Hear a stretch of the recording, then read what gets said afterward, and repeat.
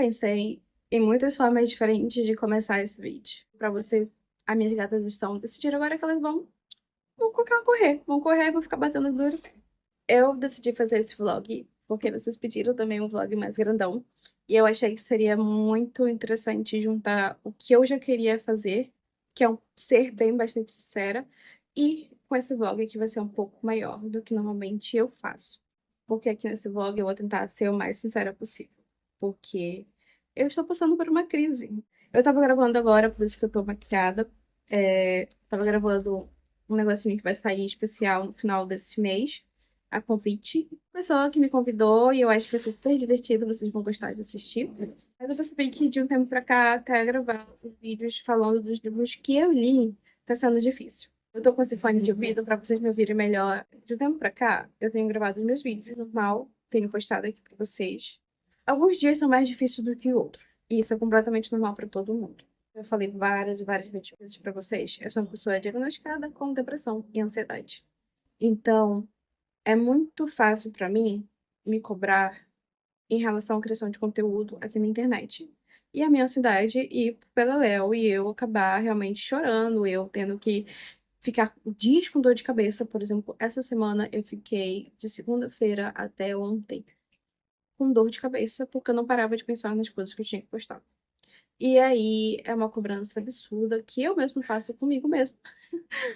Ai, que novidade. O meu maior medo mesmo é entrar numa crise depressiva, sabe? Porque eu tenho coisas pra fazer, eu tenho leituras pra fazer e eu não consigo parar. Tipo, eu não consigo pausar e fazer outras coisas da minha vida. Até mesmo porque eu tô esperando o resultado de alguma coisa na faculdade.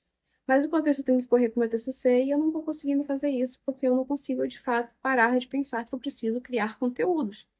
E isso já é um problema, porque no momento que eu não consigo vivenciar o mundo externo e eu só tô vivenciando o mundo virtual, aí é complicado, né? Então, quando eu começo a gravar vídeo, eu já não tô pensando no que eu vou falar. Eu não tô pensando se eu quero falar pra vocês as coisas que eu senti durante a leitura.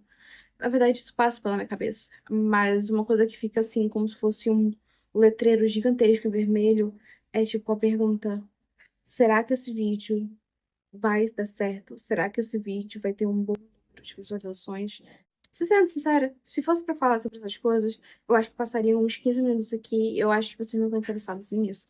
Mas o que eu posso dizer é que eu preciso mudar. Eu preciso fazer outra coisa. Eu preciso voltar com os hobbies que eu tinha, não apenas da leitura. Eu preciso voltar a pintar.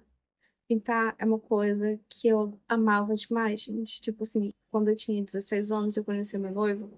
Ele sempre lembra pra mim que todas as vezes que ele me via, eu tava com tinta na mão, tinta aqui no braço, tinta na minha roupa, porque eu passava muito tempo da minha vida pintando. Então era uma coisa que eu conseguia desligar das redes sociais, porque eu não tinha rede social, eu ficava só assistindo Dorama no ensino médio e lendo. Então, eu conseguia fazer outra coisa que era pintar. Então, a minha cabeça, ela conseguia desprender de outras coisas, sabe? E é uma coisa que, atualmente, eu não estou conseguindo fazer. A minha cabeça não está se desprendendo de criar conteúdos. E a minha gata acabou de jogar as coisas no chão de novo. Que isso, Hazel? Eu não tenho um tempo de tela muito grande comparado com outras pessoas. Mas, o tempo que eu fico me cobrando. Então, por exemplo, se eu passo uma hora, ao longo do dia todo em uma rede social, eu não estou uma hora prestando atenção em outras coisas. Eu estou uma hora me perguntando que coisas eu posso fazer para poder crescer. Entende? E aí, depois dessa uma hora, eu saio dessa rede social e no final do dia, eu passei o dia todo com dor de cabeça. Eu quero comprar algumas tintas, porque tela, eu tenho algumas 3 telas bem pequenininhas aqui. Mas eu também quero ler, porque ler é uma coisa que eu esqueço um pouco de tudo de fora que tá me atrapalhando, que tá me cobrando. Vai tá balançando porque a Reza tá se esfregando no tripé. E aí, ler faz eu voar, sabe? Faz eu esquecer um pouco. Então, a literatura, pra mim, ela é muito essencial. Então, eu preciso muito que a literatura, nesse momento, volte a ter o significado pra mim de que ela sempre teve, de ser o meu refúgio. Eu espero muito que com esse vlog eu consiga fazer isso. Eu tenho que voltar para os meus livros, que eu amo tanto. E eu preciso muito me desprender e focar na vida de outras pessoas, que nem a da Emília. Eu comecei esse livro alguns dias atrás, Acho que, na verdade, eu comecei esse livro na quinta-feira, porque ele chegou na quarta, e eu já comecei ele direto, que é esse livro da Isabel Allende, que se chama Meu Nome é Emília Del Valle, e é um livro simplesmente muito bom. Muito, muito bom. A gente vai acompanhar aqui. Eu não leio sinopse, então eu vou falar pra vocês apenas o que eu li até agora, que é até aqui. Eu tô quase na metade do livro. E é um livro que a gente vai acompanhar a Emília, que é uma garota que ela é filha de uma mulher que seria freira. Então acontece alguma coisa, obviamente, ela tem relações com um outro cara, e esse cara ele tem dinheiro, que é o Del Valle. Del Valle é parecido falando do sul. Mas ele abandona ela na primeira relação que eles têm, ele simplesmente vai embora. E ela nutre uma raiva muito grande desse cara por ele ter feito isso, porque foi o primeiro amor dela. Então ela se casa com um cara simplesmente maravilhoso, que a Emília chama de Papo. Então a Emília, ela é uma garota que nasce na Califórnia, nos Estados Unidos, mas ela tem descendência chilena. Então ela vive num local também com as pessoas que têm várias descendências diferentes, chilenas, cubanas, Irlanda, Escócia, enfim, um mundo diferente naquele bairro. Cresce. E aí ela começa a escrever alguns romancezinhos policiais, uns romancezinhos assim, de investigação, essas coisas. E ela se dá muito bem, o pai dela apoia muito ela com relação a isso. E aí ela acaba querendo, né, ter o seu próprio dinheiro. E isso é 1880 e pouco. Então você consegue imaginar que as mulheres elas não tinham espaço para isso, sabe? E ela é uma personagem assim muito forte. Ela é uma personagem que é muito determinada, é uma personagem que gosta muito de escrever. E ela vai meter o louco, ela vai pra guerra mesmo. Então, tipo assim, tá uma apreensão muito pesada entre Chile, e os Estados Unidos. E ela vai pro Chile para poder cobrir essa guerra civil que tá acontecendo no país. E eu vou contar até aqui, porque é mais ou menos até aqui que ela tá. Hazel, isso é mamãe.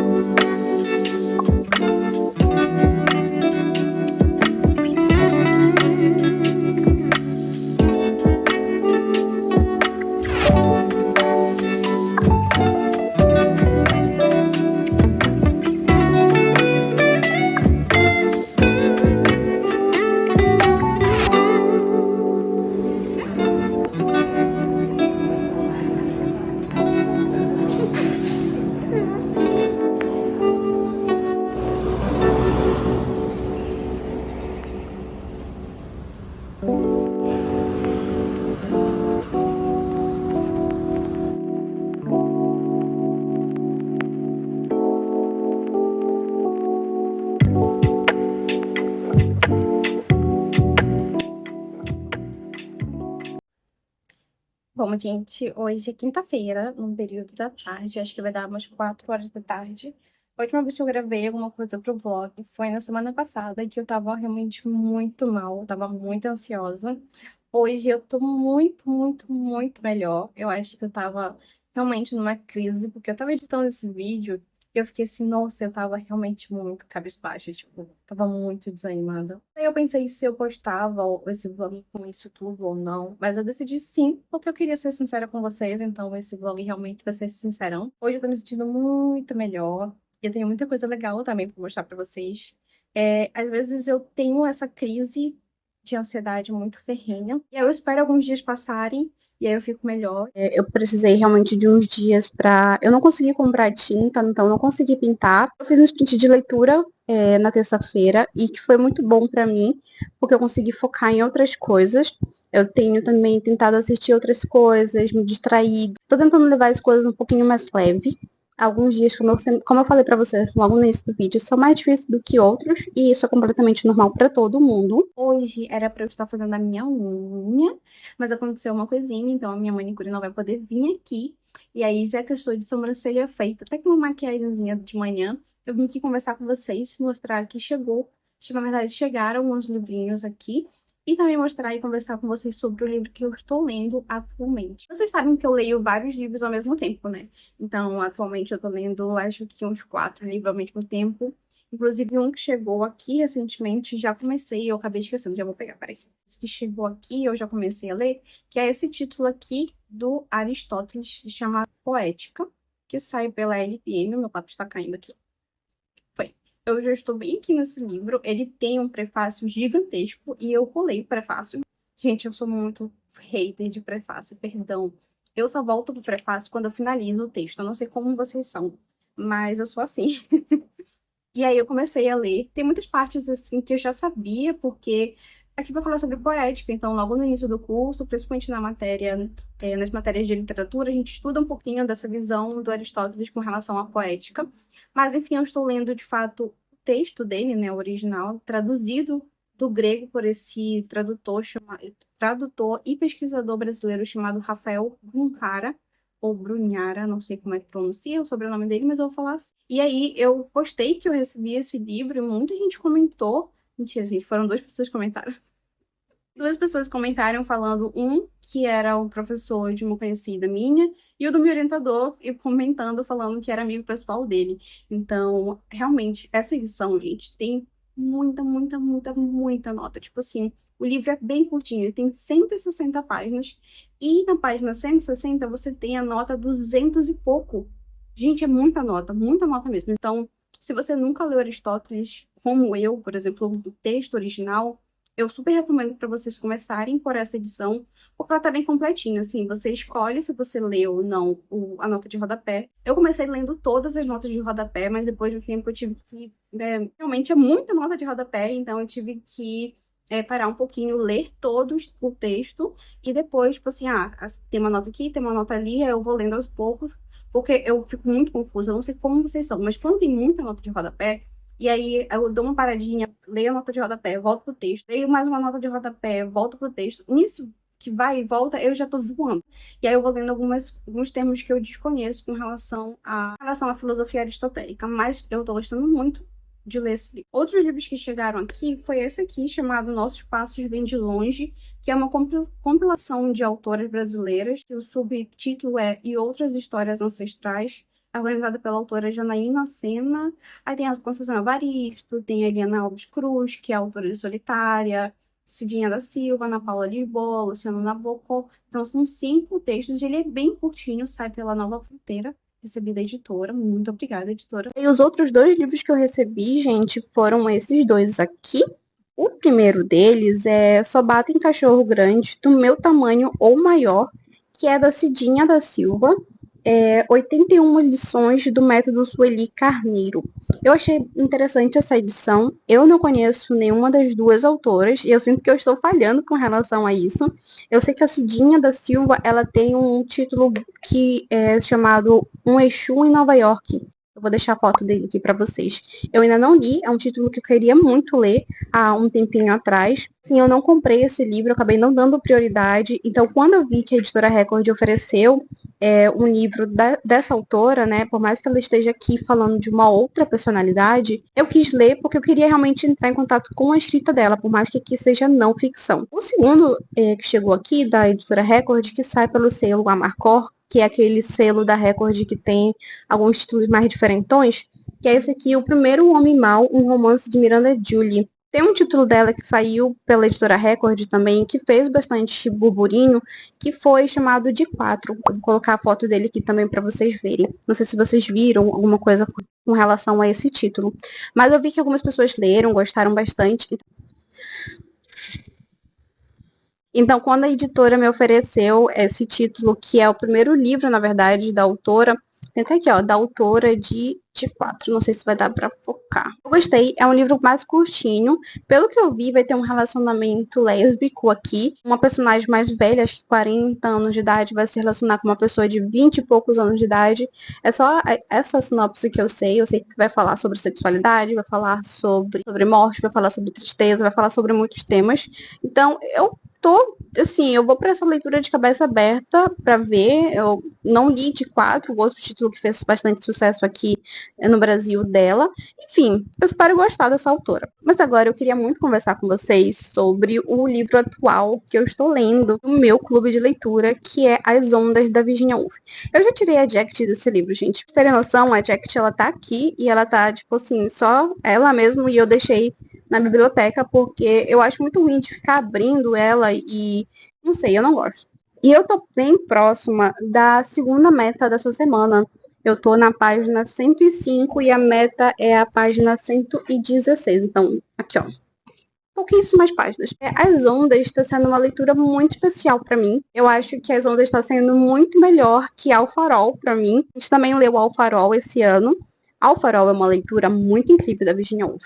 E eu sinto que se você tiver lido Alfarol antes de ler As Ondas, você não vai ter tanta dificuldade assim lendo essa obra. Por exemplo, As Ondas, ela tem um tipo de escrita que é difícil, porque é um fluxo de consciência, você sabe disso, né? E são fluxos de consciências de 6 pessoas. Então, meio que tem ciclos, sabe? Você entra em contato primeiro com os 6 personagens falando, tipo, eles estão descrevendo o sol nascer. Então, eles estão descrevendo a primeira coisa que eles veem. Aí ele vai descrevendo aquilo, cada um vai descrevendo em uma sentença, sabe? Aí logo depois a gente tem a primeira parte, depois no segundo, você já vai ter um contato mais assim. Os 3 primeiros meninos falam, depois as 3 meninas falam. Aí depois vai intercalando entre o primeiro menino e o segundo menino, depois o primeiro menino fala de novo, e aí depois. Mas, tipo assim, tem uma parte, tipo, primeiro só os meninos falam e depois só as meninas falam. Então, meio que tem um ciclo que sempre retorna, sabe? Até a parte que eu li, a autora estava focando muito em 2 personagens específicos. Não se preocupa que eu não vou contar spoiler aqui do livro, da história, exatamente, só por cima, de fato, o que eu tô achando da leitura. Mas até aqui, a autora ela tem focado bastante em 2 personagens, e eu tava sentindo um pouco de falta de outras das personagens femininas, sabe? Então, porém, todavia, entretanto, agora, chegando na segunda meta, eu senti que teve um aprofundamento muito maior das personagens femininas, e isso me deixou muito feliz, porque eu tava sentindo muita falta disso. É tão pouquinho logo no início que eu fiquei meio revoltada com a Virginia Woolf, gente. Eu fiquei revoltada porque eu queria mais das personagens femininas. Eu queria que tivesse mais desenvolvimento. E agora finalmente está tendo. E eu estou muito feliz com isso.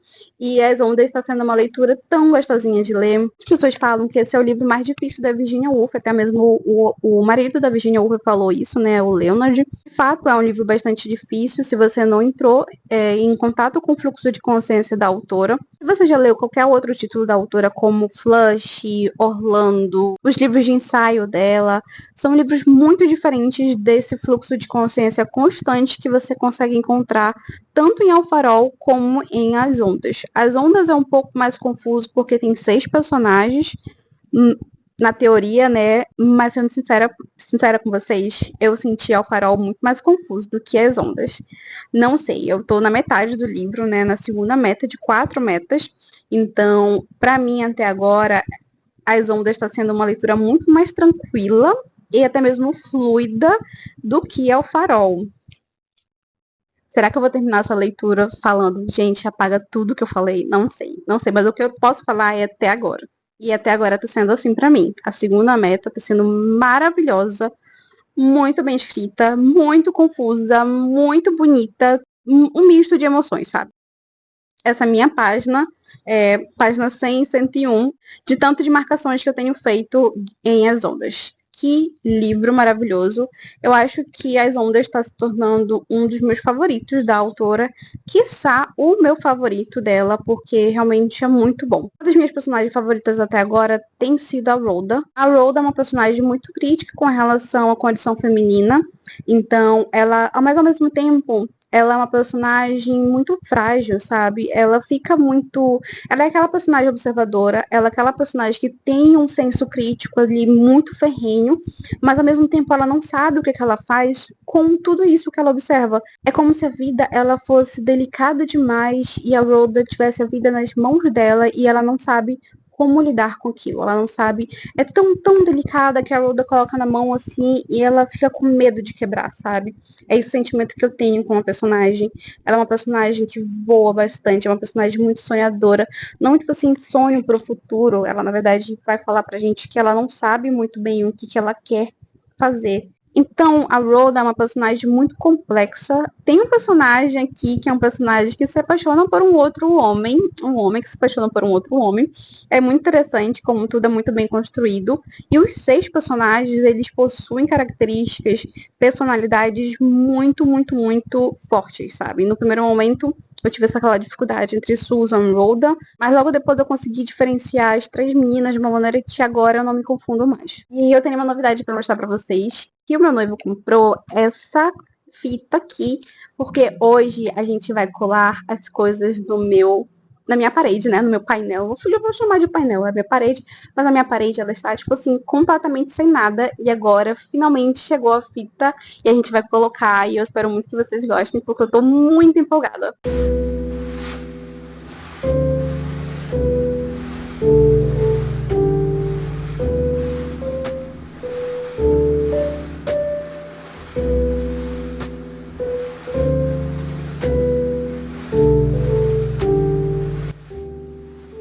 Gente, a minha mesa ficou mais ou menos assim. Acho que não vai dar pra pegar tudo. Deixa eu ver se tá. Aqui, tem algumas coisinhas ali. Tem umas coisinhas aqui. Assim, eu não coloquei absolutamente tudo que eu tinha. Eu coloquei algumas coisas não estavam mais em condições, assim, boas de usar, sabe? Mas aqui eu coloquei a Clarice, a Virginia, a Mary Shelley, o Chekhov, o Tolstói. Aí meu noivo colocou o Uncle Fester, o Scott, o Fernando Pessoa. Aí tá aqui a Vandinha também. Deixa eu ver, tá aqui esse coisa grandão aqui da Aline Bay. Aí eu deixei aqui o Gomes e a Morticia. Ali tá o Primo It, o RuPaul. Aí tá aqui o Nosferatu, que eu ganhei do meu amigo Lucas. Deixei ele aqui também. E aqui embaixo tá a Carolina Maria de Jesus. E aqui embaixo eu também quis colocar ela aqui, porque eu acho que vai formar uma coisa muito legal. A partir daqui de baixo, que é coisa das meninas. A partir daqui, aí vai ficar essa parte aqui e até aqui, sabe? Então, fica mais ou menos assim.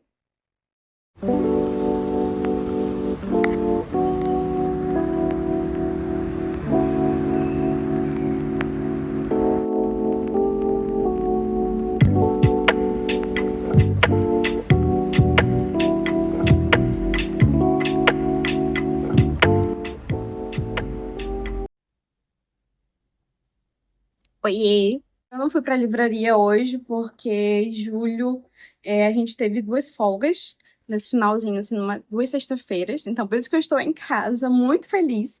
Minhas gatas estão todas dormindo, finalmente, porque elas estavam atentadíssimas. Elas ficam assim quando eu tô em casa. E aí eu estou sem metade da minha sobrancelha, porque eu achei que seria legal fazer uma coisa que eu sempre quis fazer, que é fazer a minha sobrancelha enquanto eu falo de livro. Parece aquelas blogueiras, sabe? Então, eu uso pra minha sobrancelha isso aqui, o meu pincelzinho e o prime que eu sempre uso pra poder fixar bem a cor da sobrancelha. E o livro que eu queria conversar com vocês, porque eu comecei esse livro durante essa semana, no ônibus, na verdade, esse aqui. Análises. Vera Iaconelli. Ela é uma autora brasileira. Ela lançou outros 2 livros que também são bastante famosos, que se chamam, eu tô pegando uma cola ali, Cidade Ordinária, Manifesto Antimaternalista. Eu sempre tive muita curiosidade para ler esses outros livros da autora, e eu tô começando por esse Análise, que é um lançamento agora pela Companhia das Letras, que vai sair nesse final do mês de julho. E aí, quando eu li a sinopse, eu gostei bastante, porque ela vai fazer um trabalho, pelo que eu entendi, ela é psicóloga, psicanalista também. Então, nesse livro, Análise, que eu comecei a ler, é um livro memorialístico, na verdade. Ela vai trazer as memórias dela. Eu vou ler a sinopse aqui para vocês. Neste ensaio memorialístico, Vera Iaconelli entrelaça os fios de sua história familiar e de seu processo de análise ao longo da vida, questionando o sentido mesmo do que é e o que pode a psicanálise. Pelo que eu entendi, é um livro mais pessoal, né? Afinal, ela vai trazer justamente as memórias dela para fazer esse trabalho com a questão da psicanálise.